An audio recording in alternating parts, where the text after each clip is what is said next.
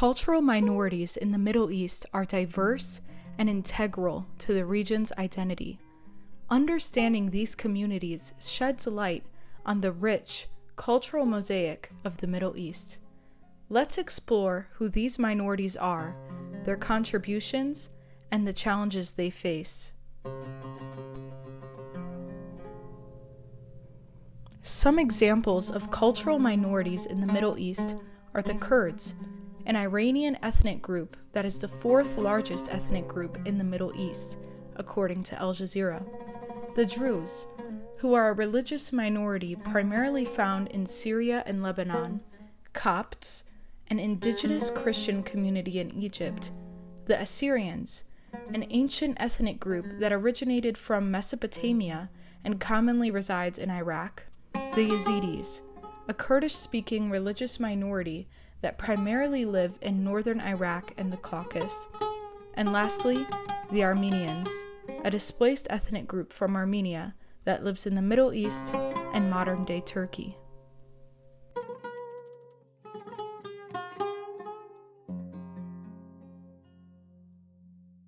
Minorities in the Middle East have impacted the culture in many ways. For instance, during the destabilization of Iraq, the Kurds helped fight off extremist groups, according to Al Jazeera, including ISIS. In fact, the Druze are also known for being loyal to their nation, by protecting the government of the country they reside in, which includes many countries in the Levant region, such as Syria, Jordan, and Lebanon.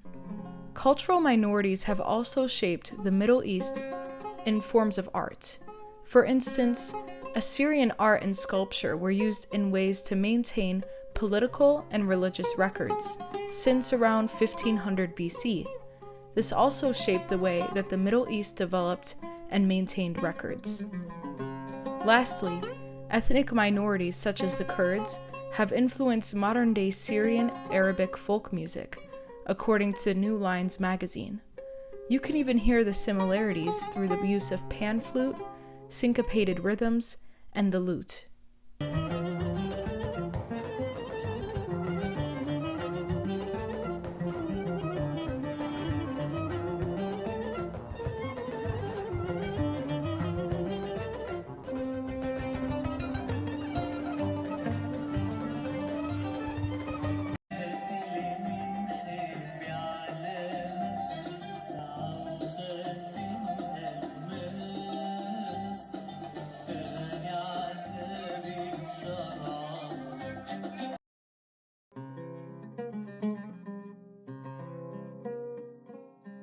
Ethnic minorities, just like in any other region, face discrimination and marginalization due to their differences. For instance, in Syria, Kurds have been denied the right to speak Kurdish and sometimes face random removal of their status as Syrian nationals.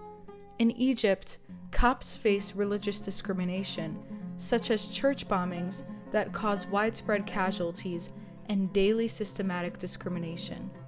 Some causes of this was due to extremist groups, such as the Muslim Brotherhood in Egypt.